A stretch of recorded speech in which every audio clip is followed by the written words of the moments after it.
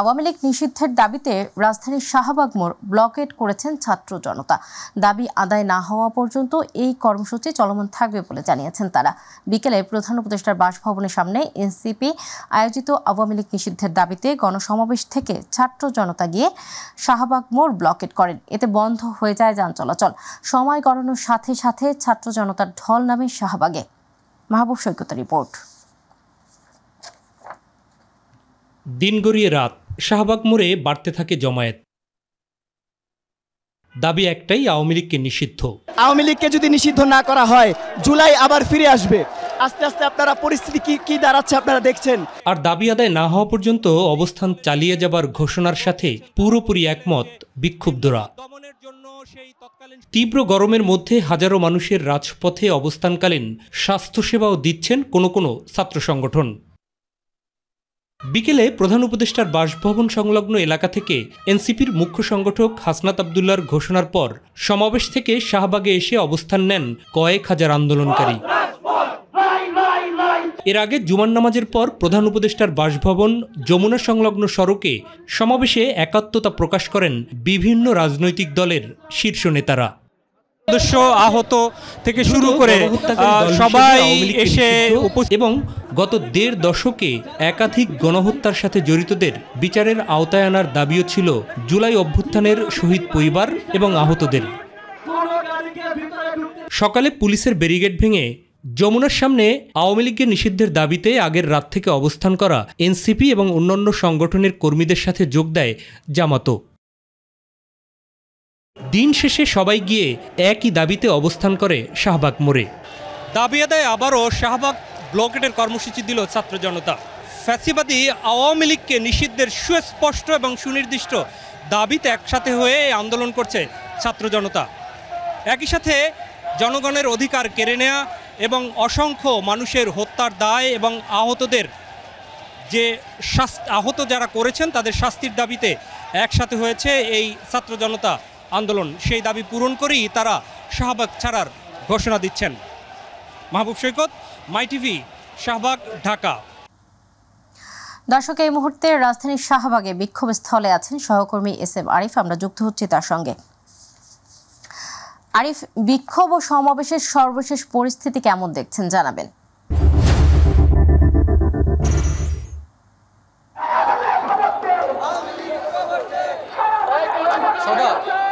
জুলাইয়ের যে অভ্যুত্থানটা আমরা দেখেছি, যেখানে এই শাহবাগ থেকে কিন্তু বলতে গেলে জুলাইয়ের যে অভ্যুত্থানের যে শুরুটা সেটি হয়েছিল, এবং সেই শাহবাগ অবরোধের মাধ্যমে কিন্তু আরেকটি দাবি কিন্তু এই সাধারণ মানুষ, বিশেষ করে যে এনসিপির একজন নেতার মধ্য দিয়ে যে দাবিটি এসেছিল, সেখান থেকে কিন্তু আবার সাধারণ মানুষ এই শাহবাগ কিন্তু অবরোধ করেছে। আজকে আমরা দেখেছি এই সন্ধ্যা থেকে বিকাল থেকে কিন্তু আসলে দেখেছি শাহবাগ আওয়ামী লীগ যে নিষিদ্ধের দাবি উঠেছিল, সেই দাবিতে কিন্তু এই শাহবাগ অবরোধটা শুরু হয়। এবং এই যে অবরোধ শুরু হয়েছে সেটা তখন থেকেই কিন্তু সাধারণ মানুষ শাহবাগে আসতে শুরু করে এবং পুরো শাহবাগ যে চত্বরটা রয়েছে সেটি ঘিরে ধরে। এবং সাধারণ মানুষ কিন্তু একই ধ্বনি কিন্তু বারবার জানিয়ে আসছেন যে আওয়ামী লীগকে নিষিদ্ধ করতে হবে, তাদেরকে যে রাজনৈতিকভাবে তাদের দলের যে নিষিদ্ধতা সেটি সরকারকে, অন্তর্বর্তী সরকারের কাছে দাবি বারবারই জানিয়ে আসছেন এবং সেটিও জানাচ্ছে। এর আগে একটু বলে রাখি যে এই যে দাবিটা উঠেছিল এই গতকাল রাত থেকে কিন্তু আমরা দেখেছিলাম যে এই একই দাবিতে যমুনার সামনে কিন্তু এই এনসিপির যে একজন সংগঠক রয়েছেন হাসনাত আবদুল্লাহ, তার ডাকেই কিন্তু শুরুটা হয়। এবং আমরা দেখেছি যমুনার সামনে অন্তর্বর্তী সরকারের যে প্রধান উপদেষ্টা তার বাসভবন, সেই সামনে কিন্তু জড়ো হয়েছিল সাধারণ মানুষ। এবং তারপর আজকে আমরা দেখেছিলাম বিভিন্ন কর্মসূচি কিন্তু সেই যমুনার সামনে চলেছিল, এবং সেখান থেকেই আসলে মূলত ঠিক বিকালের দিকে এই শাহবাগ অবরোধের যে ব্লকেট সেটি ঘোষণা দেওয়া হয়। এবং তারপরে কিন্তু ওইখান থেকে সাধারণ মানুষ কিন্তু এই শাহবাগ চত্বর ঘিরে ধরে এবং তারা সেই এনসিপির যে সেই সংগঠন তার ডাকে যে সাধারণ মানুষ এসেছে, এবং সেই ডাকে কিন্তু আমরা দেখেছি বিভিন্ন রাজনৈতিক দলগুলোও কিন্তু এইখানে আওয়ামী লীগের যে নিষিদ্ধের দাবি সেই দাবিতে কিন্তু এক হয়ে দাঁড়িয়েছে। সবার আসলে কণ্ঠেই একটি দাবি, সেটা হলো রাজনৈতিকভাবে আওয়ামী লীগ যে রাজনৈতিকভাবে নিষিদ্ধ করা, সেই দাবিটি কিন্তু সবাই জানিয়ে আসছেন। আমরা আমরা দেখেছি যে যেই জাগ্রত ছিল শাহবাগটা জুলাই গণ অভ্যুত্থানের মধ্যে, সেই জাগ্রত কিন্তু সাধারণ মানুষের মধ্যে সেই ইয়াটা কিন্তু ফিরে এসেছে এবং সাধারণ যে জনতা, বিশেষ করে ছাত্র জনতা, তারা কিন্তু এই এই এই যে শাহবাগ চত্বর সেখানে কিন্তু এসে জড়ো হয়েছেন এবং তারা বিভিন্ন স্লোগানে আবারও কিন্তু মুখরিত করে রাখছেন শাহবাগ চত্বর। এবং আপনি জানেন যে শাহবাগ চত্বরটা কিন্তু আসলে আমরা দেখছি বিভিন্ন আন্দোলন সংগ্রামের একটি গুরুত্বপূর্ণ স্থান হয়ে দাঁড়ায়, কারণ এই জায়গাটিতেই আসলে মূল একটা পয়েন্ট। অনেক হাসপাতাল রয়েছে, পাশাপাশি অনেক প্রতিষ্ঠান, বিশেষ করে বিভিন্ন দিকে যাওয়ার জন্য শাহবাগটি একটি গুরুত্বপূর্ণ জায়গা। সেখানেই কিন্তু আসলে বড় বড় যে আন্দোলন সংগ্রাম সেগুলো আমরা দেখতে পাই এবং সেই আমরা যেটি বলেছি জুলাই অভ্যুত্থানের পর আবার একটি বড় একটি আন্দোলন, যেটি বলা হচ্ছে আওয়ামী লীগের নিষিদ্ধের দাবি, সেই আন্দোলনে কিন্তু ফুঁসে উঠেছে সাধারণ জনতা। আমরা এই সাধারণ জনতার দু একজনের সাথে কথা বলতে চাই যে তারা আসলে কতক্ষণ এই দু একজনের সাথে আমরা কথা বলবো। একটু জানতে চাই যে আপনারা আসলে কতক্ষণ ধরে এখানে আছেন এবং আপনাদের দাবিটা কি? আমাদের দাবি আওয়ামী লীগকে নিষিদ্ধ করা। আমরা আসি এই সারাদিনই জায়গাইছি। আচ্ছা, আপনি তো এখানে আসছেন, কখন আসছেন এবং আপনাদের মূল দাবিটা কি আসলে, কি কারণে? আওয়ামী লীগকে নিষিদ্ধ করতে হবে। আমাদের মূল দাবি একটাই, আওয়ামী লীগকে নিষিদ্ধ করতে হবে। আওয়ামী লীগ এই দেশে গণহত্যা চালাইছে, এ দেশে বিগত 17 বছর জুলুম নির্যাতনের আর কোনো অংশে বাকি রাখে নাই। তাদের অত্যাচার, মানুষের কোনো স্বাধীনতাই ছিল না। তারা দেশের জুলাই সর্বশেষ সবচেয়ে বড় ইতিহাসের ঘৃণিত গণহত্যাটা চালাইছে। কাজেই তাদের একটাই দাবি এখন তাদের নিষিদ্ধ।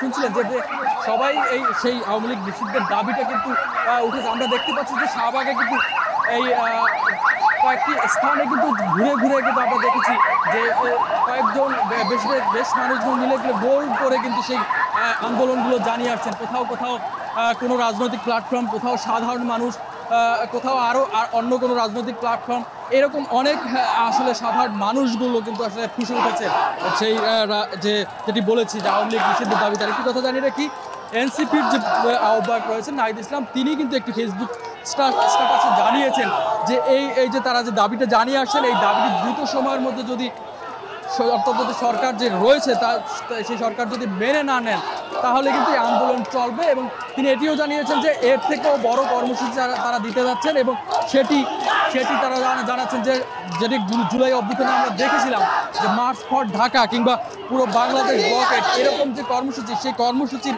কিন্তু তারা জানিয়ে যাওয়ার কথা বলছেন। একটু কথা বলি আপনার সাথে, আপনি কতক্ষণ ধরে এখানে আসেন, আপনাদের মূল দাবিটা কি? আমাদের মূল দাবি হচ্ছে আওয়ামী লীগকে নিষিদ্ধ করতে হবে। যেই পর্যন্ত আওয়ামী লীগকে নিষিদ্ধ করা না হবে সেই পর্যন্ত আমরা এই শাহবাগ চত্বর ছাড়বো না। বিগত যেভাবে জুলাই আন্দোলন আমরা বলেছিলাম যে আওয়ামী লীগকে পদত্যাগ করে আমরা বাড়ি ফিরবো, আমরা আওয়ামী লীগকে পদত্যাগ করেই বাড়ি ফিরেছি। আমাদের মূল দাবি এক দফায় এক দাবি, আওয়ামী লীগকে নিষিদ্ধ করতে হবে। আমরা কোনো দলাদলি চাই না, আমরা আওয়ামী লীগকে নিষিদ্ধ চাই। আমাদের সকলের দলমত নির্বিশেষে একটাই, আওয়ামী লীগ নিষিদ্ধ। আমাদের সাফ কথা তত্ত্বাবধায়ক সরকারকে আমরা বলবো, প্রধান উপদেষ্টাকে আমরা বলতে চাই, যদি এই মুহূর্তে যদি আওয়ামী লীগকে যদি নিষিদ্ধ না করেন তাহলে আমরা ছাত্র জনতা কোন দিকে মোড় নেয় এটা আপনিও ভাবতে পারবেন না।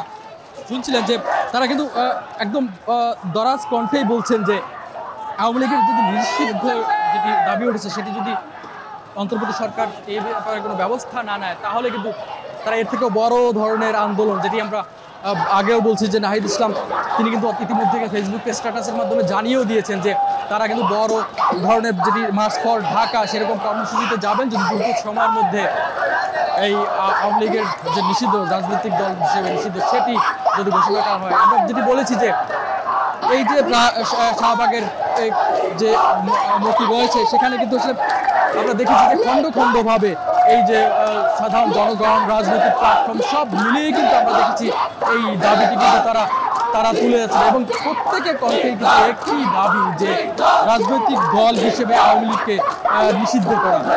এই দাবিতে আমরা দেখেছি গতকাল রাত থেকেই কিন্তু এই দাবিটি কিন্তু জানিয়ে আসছিলেন। প্রথমে এনসিপির একজন নেতা কিন্তু এই দাবিটি জানান এবং তার ডাকেই যমুনার সামনে আমরা দেখেছি যে যমুনার সামনেই কিন্তু সাধারণ মানুষ জড়ো হয়েছিল এবং এরপরেই আজ বিকালে কিন্তু সেই ঘোষণার মাধ্যমে শাহবাগে আবার জড়ো হয়েছেন এবং তারা যেভাবে আমরা দেখেছি সাধারণ মানুষগুলো কিন্তু জড়ো হচ্ছেন। এখনো অনেক রাত হয়ে গেছে, প্রায় 10টা বাজে, এখনো কিন্তু সাধারণ মানুষগুলো জড়ো হচ্ছেন। বিভিন্ন রাজধানীর বিভিন্ন প্রান্ত থেকে কিন্তু সাধারণ মানুষগুলো আসছে। শুধুমাত্র যে রাজনৈতিক প্ল্যাটফর্মগুলো এখানে আছেন তা না, আমরা দেখেছি সাধারণ মানুষও কিন্তু এই দাবি নিয়ে এই রাজপথে আছেন। তো এই ছিল আমার কাছে এখান থেকে সর্বশেষ। ধন্যবাদ। দর্শক, রাজধানীর শাহবাগ স্থল থেকে সেখানকার সর্বশেষ পরিস্থিতি জানাচ্ছিলেন আমাদের সহকর্মী SM আরিফ। গণহত্যা, স্বৈরশাসন ও সন্ত্রাসী কার্যক্রমের অভিযোগে আওয়ামী লীগ নিষিদ্ধের যে দাবি এসেছে, বিভিন্ন রাজনৈতিক দল ও সংগঠন থেকে সেটি গুরুত্ব দিয়ে বিবেচনা করছে অন্তর্বর্তী সরকার। সাবেক রাষ্ট্রপতি আব্দুল হামিদের দেশত্যাগ নিয়েও বিভিন্ন মহলে উঠেছে সমালোচনা। সরকার এ ব্যাপারেও আইনগত প্রক্রিয়ায় ব্যবস্থা নিতে বদ্ধপরিকর। শুক্রবার এক বিবৃতিতে অন্তর্বর্তী সরকারের প্রধান উপদেষ্টার প্রেস উইং এ তথ্য জানায়। সামাজিক যোগাযোগ মাধ্যমে প্রধান উপদেষ্টার ভেরিফাইড ফেসবুক পেজেও এইটি প্রকাশ করা হয়। ফ্যাসিবাদ বিরোধী দলগুলোর মধ্যে ফাটল সৃষ্টি করে আওয়ামী লীগকে পুনর্বাসনের চেষ্টা করছে অন্তর্বর্তীকালীন সরকার। রাজধানীর খামারবাড়িতে বাংলাদেশ খ্রিস্টান ফোরাম আয়োজিত ইস্টার পুনর্মিলনী অনুষ্ঠানে ভার্চুয়ালি যোগ দিয়ে এমন অভিযোগ করেছেন বিএনপির ভারপ্রাপ্ত চেয়ারম্যান তারেক রহমান। তিনি বলেন, সংস্কারের নামে সময় ক্ষেপণ করে স্বৈরাচারদের দেশ ত্যাগের সুযোগ করা হচ্ছে। অনুষ্ঠানে আরও উপস্থিত ছিলেন বিএনপির মহাসচিব মির্জা ফখরুল ইসলাম আলমগীর। আফজাল হোসেনের রিপোর্ট। খ্রিস্টান ধর্মাবলম্বীদের ইস্টার পুনর্মিলনী ও শুভকামনা উপলক্ষে আয়োজন করা হয় আলোচনা অনুষ্ঠানের। অনুষ্ঠানে যোগ দেন তারেক রহমান সহ বিএনপির শীর্ষ নেতারা। এ সময় সদ্য নির্বাচিত পোপকে আন্তরিকভাবে স্বাগত জানান বিএনপির ভারপ্রাপ্ত চেয়ারম্যান। রোমান ক্যাথলিকদের প্রধান ধর্মীয় গুরু নির্বাচিত হয়েছেন লিও চতুর্দশ। আজকের এই অনুষ্ঠান থেকে নবনির্বাচিত পোপকে আমরা আন্তরিক অভিনন্দন জানাই। অন্তর্বর্তী সরকার উদ্দেশ্যমূলকভাবে নানা ইস্যু তৈরি করে ফ্যাসিবাদ বিরোধী দলগুলোর মধ্যে বিভাজন সৃষ্টি করছে বলে অভিযোগ করেন তারেক রহমান। অত্যন্ত সুকৌশলে নানা ইস্যু সৃষ্টি করে স্বৈরাচার বা ফ্যাসিবাদের বিরোধী যে রাজনৈতিক দলগুলো আমরা যারা মাঠে ছিলাম, সেই দলগুলোর ঐক্যের মধ্যে ফাটল ধরানোর একটা ক্ষেত্র হয়তো তৈরি করতে চাইছে। সাবেক রাষ্ট্রপতি আব্দুল হামিদের দেশত্যাগের প্রসঙ্গে তারেক রহমান বলেন, সংস্কারের নামে সময় ক্ষেপণ করে এই সরকার স্বৈরাচারদের নিরাপদে দেশত্যাগের সুযোগ করে দিচ্ছে। একজন সাবেক রাষ্ট্রপতি বিমানবন্দর দিয়ে চলে গিয়েছে দেশ ছেড়ে। যেভাবে চলে গিয়েছে সেটিকে যদি আমরা মিলাই তাহলে দেখব যে 5ই আগস্ট আরেকজন দেশ ছেড়ে পালিয়ে গেছে, এমনি অনেকটা সেভাবেই পালিয়ে গেছে। কিন্তু এখন বলা হচ্ছে যে অন্তর্বর্তীকালীন সরকার নাকি তার এই দেশ ত্যাগের ব্যাপারে কিছুই জানে না। সংস্কারের নামে সময় ক্ষেপণ করে অন্তর্বর্তীকালীন সরকার একদিকে যেমন হয়তোবা পলাতক স্বৈরাচার এবং তাদের দোসরদেরকে নিরাপদে দেশ ত্যাগের সুযোগ করে দিচ্ছে। ধর্ম দিয়ে সমাজে বিভাজন না করে সবাইকে ঐক্যবদ্ধ থাকার আহ্বান জানান বিএনপির মহাসচিব মির্জা ফখরুল ইসলাম আলমগীর। বিভাজন নয়, ঐক্য, প্রতিশোধ নয়, ভালোবাসা দিয়ে আমরা দেশটাকে তৈরি করব। মির্জা ফখরুল আরো বলেন, কোনো শক্তি যেন বিভক্ত না করতে পারে সেদিকে লক্ষ্য রাখতে হবে। আফজাল হোসেন, মাই টিভি, ঢাকা। আওয়ামী লীগ নিষিদ্ধ হবে কিনা সে সিদ্ধান্ত নেওয়ার মালিক বিএনপি নয়, এই সিদ্ধান্ত জনগণের বলে মন্তব্য করেছেন বিএনপির স্থায়ী কমিটির সদস্য ডক্টর আব্দুল মঈন খান। সকালে গুলশানের চেয়ারপারসনের কার্যালয়ে এক বৈঠক শেষে তিনি একথা বলেন। এদিকে আলাদা দুটি অনুষ্ঠানে প্রয়োজনীয় সংস্কার শেষ করে ডিসেম্বরের মধ্যে নির্বাচন দেওয়ার দাবি জানিয়েছেন বিএনপির চেয়ারপারসনের উপদেষ্টা জয়নুল আবেদিন ফারুক ও দলের স্থায়ী কমিটির সদস্য অধ্যাপক ডক্টর AZM জাহিদ হোসেন। বিস্তারিত আবু সৈয়দ অপুর রিপোর্টে। প্রয়োজনীয় সংস্কার শেষ করে ডিসেম্বরের মধ্যে নির্বাচন দেওয়ার জন্য অন্তর্বর্তীকালীন সরকারের প্রতি আহ্বান জানান বিএনপি চেয়ারপারসনের উপদেষ্টা জয়নুল আবেদিন ফারুক। জাতীয় প্রেসক্লাবের সামনে বাংলাদেশ নাগরিক অধিকার আন্দোলন আয়োজিত প্রতিবাদী যুব সমাবেশে এসব কথা বলেন তিনি। একটি সুষ্ঠু নিরপেক্ষ নির্বাচনে জনগণ সিদ্ধান্ত দেবে কারা সরকার গঠন করবে। আমরা তো হাসিনার মতো জোর করে ক্ষমতায় যেতে চাই না। অপরদিকে প্রবাসীদের ভোটাধিকার নিশ্চিত করতে নির্বাচন কমিশনকে দায়িত্বশীলতার সাথে কাজ করার আহ্বান জানান বিএনপির স্থায়ী কমিটির সদস্য অধ্যাপক AJM জাহিদ হোসেন। তিনি দ্রুত নির্বাচনী রোডম্যাপ ঘোষণা করারও দাবি জানান। কিন্তু নির্ধারিত সময় বেশি যদি প্রলম্বিত করে ফেলেন তাহলে গ্র্যাজুয়ালি কিন্তু আপনাদের এই কার্যক্রমে এখনই দেখেন আপনাদের মধ্যে এক ধরনের বিশৃঙ্খলার আওয়াজ পাওয়া যায়। তবে এর আগে সকাল 10:30 গুলশানের বিএনপির রাজনৈতিক কার্যালয়ে যুক্তরাষ্ট্রের দ্য কাটার সেন্টারে একটি প্রতিনিধি দলের সঙ্গে মির্জা ফখরুল ইসলাম আলমগীরের নেতৃত্বে বৈঠকে বসে বিএনপি। বৈঠকে আগামী নির্বাচন পর্যবেক্ষণে কাটার সেন্টারের প্রতিনিধিদের বাংলাদেশ সফর, দেশের রাজনৈতিক পরিস্থিতি, অর্থনৈতিক অবস্থা, গণতন্ত্র পুনঃপ্রতিষ্ঠা, সংসদ নির্বাচন প্রভৃতি বিষয় নিয়ে আলোচনা হয়েছে বলে জানিয়েছেন বিএনপির স্থায়ী কমিটির সদস্য ডক্টর আব্দুল মঈন খান। বিএনপির স্থায়ী কমিটির সদস্য ডক্টর আব্দুল মঈন খান বলেছেন, আওয়ামী লীগ নিষিদ্ধ হবে কিনা সে বিষয়ে সিদ্ধান্ত নেওয়ার মালিক বিএনপি নয়, সিদ্ধান্ত নেবে দেশের জনগণ ও সাংবিধানিক প্রতিষ্ঠান নির্বাচন কমিশন। নির্বাচন কমিশন সিদ্ধান্ত নিতে পারে, সরকার সিদ্ধান্ত নিতে পারে। যেসব রাজনৈতিক দল আওয়ামী লীগ নিষিদ্ধের কথা বলছে তারা তাদের বক্তব্য বলেছে। আমরা বিএনপি হিসাবে তো আমরা এই সিদ্ধান্ত নেওয়ার মালিক নয়। আমাদের মহাসচিব ইতিমধ্যে বলেছেন যে জনগণের সিদ্ধান্তর বিষয় এটি, জনগণ সিদ্ধান্ত নেবে কারা নির্বাচন করবে কি না করবে। আবু সদপু, মাইটিভি, ঢাকা। গণতন্ত্র সুরক্ষা ও বৈষম্যহীন দেশ গড়তে বেগম খালেদা জিয়া আগের মতোই বলিষ্ঠ নেতৃত্ব দেবেন বলে মনে করছেন বিএনপির স্থায়ী কমিটির সদস্য নজরুল ইসলাম খান।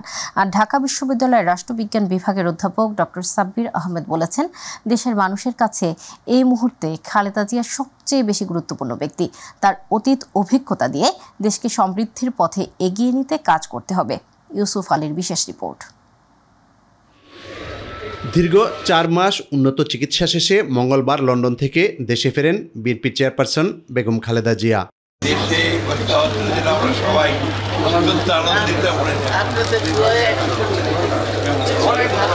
তাকে স্বাগত জানাতে হযরত শাহজালাল আন্তর্জাতিক বিমানবন্দর ও প্রধান সড়কে জড়ো হয় লাখো মানুষ। দলীয় নেতাকর্মীদের পাশাপাশি সাধারণ মানুষও খালেদা জিয়াকে একনজর দেখার জন্য রাস্তায় ভিড় করে।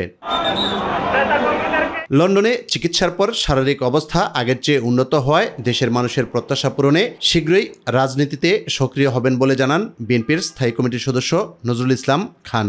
অতীত অভিজ্ঞতা সব কিছুকে ধারণ করে আমরা দেশে একটা এমন ব্যবস্থা দিকে নিয়ে যাব যেখানে মানুষ তার সংকট সমস্যার সমাধান পাবে, যেখানে আমাদের নাগরিকরা বসবাসের জন্য মর্যাদার সাথে জীবন ধারণের জন্য একটা উপযুক্ত পরিবেশ পাবে।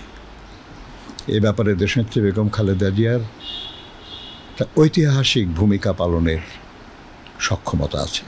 ঢাকা বিশ্ববিদ্যালয়ের রাষ্ট্রবিজ্ঞান বিভাগের অধ্যাপক ডক্টর সাব্বির আহমেদ বলেন, ছাত্র জনতার আন্দোলনে 5 আগস্ট আওয়ামী লীগ সরকার পালিয়ে যাওয়ায় খালেদা জিয়ার জনপ্রিয়তা আরও বেড়েছে। বিগত দিনের চেয়ে বিএনপি এখন একটা ভালো অবস্থানে আছে, বিশেষ করে তার উপরের সারির লিডারশিপের জায়গাতে বিএনপি একটা আওয়ামী লীগের চাইতে বেটার জায়গায় আছে। আর সবচেয়ে বড় কথা হলো খালেদা জিয়ার নেতৃত্বটা বিএনপির জন্য একটা প্লাস পয়েন্ট, কারণ উনি অত্যন্ত দৃঢ়চেতা নেতা, তার একটা ভালো ইমেজ আছে, আপোষহীন নেত্রী হিসেবে তার ইমেজ আছে। উনি দলের ক্রাইসিস মোমেন্টে দলকে নেতৃত্ব দিয়েছেন সফলভাবে, তার দলে বড় ধরনের কোনো ভাঙন হয় নাই।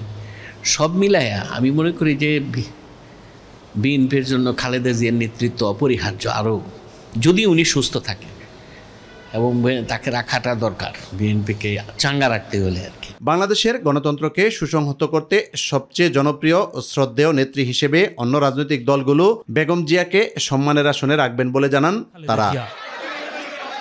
ইউসুফ আলী, মাইটিভি, ঢাকা। আনুষ্ঠানিকভাবে আত্মপ্রকাশ করল ছাত্রদের নতুন রাজনৈতিক প্ল্যাটফর্ম ইউনাইটেড পিপলস বাংলাদেশ বা আপ বাংলাদেশ। কমিটিতে আহ্বায়ক আলী আহসান জুনায়েদ আর সদস্য সচিব আরিফিন মোহাম্মদ হিজবুল্লাহ। ফ্যাসিবাদ, আধিপত্যবাদ, ধর্মবিদ্বেষ ও দুর্নীতিমুক্ত বাংলাদেশ করার প্রত্যয়ে আপ বাংলাদেশ জুলাই গণঅভ্যুত্থানের আকাঙ্ক্ষা বাস্তবায়ন করবে বলে জানান আহ্বায়ক জুনায়েদ। এস এম আরিফের রিপোর্ট। আনুষ্ঠানিকভাবে আত্মপ্রকাশ করল ছাত্রদের আরও একটি রাজনৈতিক প্ল্যাটফর্ম কেন্দ্রীয় শহীদ মিনারে ইউনাইটেড পিপলস বাংলাদেশ নামের দলটির আহ্বায়ক কমিটি ঘোষণা করেন শহীদ ওসমান পাটোয়ারির বাবা। আহ্বায়ক আলী আহসান জুনায়েদ, সদস্য সচিব আরিফিন মোহাম্মদ হিজবুল্লাহ। এ সময় দলটির আহ্বায়ক আলী আহসান জুনায়েদ জানান, জুলাইয়ের আকাঙ্ক্ষা বাস্তবায়ন করাই হবে আপ বাংলাদেশের লক্ষ্য। ফ্যাসিবাদ, আধিপত্যবাদ, ধর্মবিদ্বেষ এবং দুর্নীতিকে এই বাংলাদেশ থেকে চিরতরে বিদায় করতে হবে। জুলাইয়ের আকাঙ্ক্ষা বাস্তবায়ন করাই হবে ইউনাইটেড পিপলস বাংলাদেশ তথা বাংলাদেশের প্রাথমিক লক্ষ্যমাত্রা। গণহত্যাকারী আওয়ামী লীগের বিচারের ব্যাপারে অন্তর্বর্তী সরকার গড়িমসি করছে বলেও জানান তিনি। ফ্যাসিবাদী দল আওয়ামী লীগকে নিষিদ্ধ করতে কোনো গড়িমসি আমরা দেখতে চাই না। আমরা বলতে চাই, ফ্যাসিবাদী দল আওয়ামী লীগ যে গণহত্যা লুটপাট দেশের উপর চালিয়েছে, সেই গণহত্যা এবং লুটপাটের বিচার ছাড়া বাংলাদেশে নতুন কোনো রাজনীতির সূচনা হতে পারে না। পরে আপ বাংলাদেশের ৮২ সদস্যের কেন্দ্রীয় কমিটি ঘোষণা করেন দলটির আহ্বায়ক এবং আওয়ামী লীগ নিষিদ্ধের ব্যাপারে এনসিপির চলমান কর্মসূচির সাথে একাত্মতা পোষণ করে দলটি। SM আরিফ, মাই টিভি, ঢাকা। নারায়ণগঞ্জের সিদ্ধিরগঞ্জ থানায় মিনারুল হত্যা মামলায় গ্রেপ্তার দেখিয়ে নারায়ণগঞ্জ সিটি কর্পোরেশনের সাবেক মেয়র ও জেলা আওয়ামী লীগের সাবেক সিনিয়র সহ সভাপতি ডাক্তার সেলিনা হায়াত আইভিকে কারাগারে পাঠিয়েছেন আদালত। সকালে Narayanganj senior judicial magistrate Mohammad Moinuddin কাদিরের আদালতে উপস্থিত করা হলে আদালত তাকে কারাগারে পাঠান। এর আগে ব্যাপক নাটকীয়তা ও কর্মী সমর্থকদের রাতভর প্রতিরোধের পর গ্রেপ্তার হন নারায়ণগঞ্জ সিটি কর্পোরেশনের সাবেক মেয়র ডাক্তার সেলিনা হায়াত আইভি। আজ ভোর 6:45টার দিকে শহরের দেওভাগ এলাকার নিজ বাসভবন চুনকা কুটির থেকে তাকে গ্রেপ্তার করে পুলিশ। তার বিরুদ্ধে হত্যাসহ একাধিক মামলা রয়েছে বলে জানিয়েছে পুলিশ। বৃহস্পতিবার রাত 11টার দিকে নারায়ণগঞ্জ সদর মডেল থানা পুলিশের একটি দল আইভির দেওভোগের বাড়িতে প্রবেশ করে। সাবেক মেয়রকে গ্রেপ্তারের খবর ছড়িয়ে পড়লে মুহূর্তে স্থানীয় বাসিন্দা ও তার দীর্ঘদিনের কর্মী সমর্থকরা বিক্ষুব্ধ হয়ে ওঠেন এবং আশপাশের সব সড়কে ব্যারিকেড তৈরি করেন। মেগা প্রকল্পের নামে দেশে লুটপাট হয়েছে, গ্রামীণ কোনো উন্নয়ন হয়নি বলে মন্তব্য করেছেন বিদ্যুৎ, জ্বালানি ও খনিজ সম্পদ মন্ত্রণালয়, সড়ক পরিবহন ও সেতু মন্ত্রণালয় এবং রেলপথ মন্ত্রণালয়ের উপদেষ্টা মোহাম্মদ ফাউজুল কবির খান। জনকল্যাণে উন্নয়নের স্বার্থে অন্তর্বর্তী সরকারকে সহযোগিতার আহ্বান জানিয়েছেন নৌপরিবহন মন্ত্রণালয় এবং শ্রম ও কর্মসংস্থান মন্ত্রণালয়ের উপদেষ্টা ব্রিগেডিয়ার জেনারেল অবসরপ্রাপ্ত ডক্টর এম সাখাওয়াত হোসেন। দুই উপদেষ্টা বরিশালে এসব কথা বলেন। জেলার হিজলা উপজেলার মৌলভীরহাট খেয়াঘাট সংলগ্ন বিআইডব্লিউটি এর ড্রেজিং কার্যক্রম পরিদর্শন করেন তারা। এ সময় স্থানীয়দের সাথে কথা বলেন দুই উপদেষ্টা। পরে সাংবাদিকদের নানা প্রশ্নের উত্তর দেন। প্রতি বছরই পলি আসবে, কারণ আমাদের সব উপর থেকে আসছে, আমরা তো নিচে, তো হিমালয় থেকে যে যে বরফগুলো গলে এটা আস্তে আস্তে আস্তে আস্তে আছে। দীর্ঘ প্রকল্প, এটার অর্থায়ন আমরা নিশ্চিত করার চেষ্টা করতেছি এবং অর্থায়নটা নিশ্চিত হওয়ার পরে এটার একটা সম্ভাব্যতা যাচাই হবে, কি বীজটা কীভাবে হবে, কোন জায়গা থেকে কোন জায়গায় যাবে, এগুলো নির্ধারিত হলে আমরা এটারও কাজ শুরু করব। গেল সপ্তাহে সব নিত্যপণ্যের দাম কিছুটা বাড়তি থাকলেও এ সপ্তাহে কমেছে অধিকাংশ সবজির দাম। রাজধানীর বাজারে সরবরাহ পর্যাপ্ত থাকায় প্রায় প্রতিটি সবজিতে 5 থেকে 20 টাকা পর্যন্ত কমে বিক্রি হচ্ছে। অন্যদিকে বাজারে নতুন চাল আসায় গত সপ্তাহের তুলনায় এই চালের দাম কেজিতে 8 থেকে 10 টাকা কমে বিক্রি হচ্ছে। স্বস্তির সুবাতাস ধরে রাখতে বাজার মনিটরিং অব্যাহত রাখার দাবি জানিয়েছেন ভোক্তারা। ইলিয়াস মাতবরের রিপোর্ট। গেল শীতে স্বস্তিতে সবজি খেয়েছেন সাধারণ মানুষ। দাম ছিল নাগালের মধ্যে, স্বাভাবিক ছিল যোগান। এরপর হঠাৎ করেই দাম বৃদ্ধি পাওয়ায় অস্বস্তি দেখা দেয় ক্রেতাদের মধ্যে। তবে ফের স্বাভাবিক হচ্ছে সবজির বাজার। গত সপ্তাহে মোটামুটি এখন অনেকটা সহনীয় এবং সব কিছু দামই মূল্য হ্রাস দিয়েছে আর কি। আজকে মনে হয় যে দাম কম লাগে যে কাঁচা তরকারি। আলহামদুলিল্লাহ প্রত্যেকটা জিনিসের দাম কম। রাজধানীর কারণ বাজার ঘুরে দেখা যায় গত সপ্তাহের তুলনায় প্রতিটি সবজির দাম 5 থেকে 20 টাকা পর্যন্ত কমেছে। ঝিঙ্গা ছিল গত সপ্তাহে 80 টাকা 100 টাকা, এই সপ্তাহে আপনার 60 টাকা 50 টাকা 40 টাকা পাওয়া যায়। গাজর হলো আপনার 50 থেকে 55 টাকা কেজি। মুদি পণ্যের দাম স্বাভাবিক থাকলেও কেজি প্রতি 10 টাকা কমেছে দেশি ডালের দাম, বিক্রি হচ্ছে 130 টাকায়। 20 টাকা কমে চিনি বিক্রি হচ্ছে 120 টাকা। ঈদের পরে কোনোটা দিন বাড়েনি, আগের দাম আছে বরঞ্চ কিছু কমতি আছে। বিগত 15 দিন 1 মাস যে রেট, ঈদে অথবা রমজান যা ছিল এখনো তাই আছে। অন্যদিকে বাজারে আসতে শুরু করেছে নতুন চাল, ফলে মিনিকেট চালের দাম কেজিতে 8 থেকে 10 টাকা কমেছে। সিজন আসা পর্যন্ত প্রতি কেজি মিনিকেটে 8 থেকে 10 টাকা কমছে। আটার যেটা ওটা আপনার 4 থেকে 6 টাকা পর্যন্ত কমছে। মুদি পণ্যের দাম স্বাভাবিক থাকলেও কমতে শুরু করেছে সবজির দাম। অন্যদিকে চালের দাম কিছুটা কমলেও ক্ষোভ প্রকাশ করেছেন ক্রেতারা। তারা বলছেন সিন্ডিকেটের কারণেই বারবার দাম বৃদ্ধি করা হচ্ছে। সরকারের সঠিক মনিটরিংয়ের মাধ্যমে বাজার নিয়ন্ত্রণ করা সম্ভব বলে মনে করেন ক্ষুদ্র ব্যবসায়ী ও ক্রেতারা। ইলিয়াস মাতবর, মাই টিভি, ঢাকা।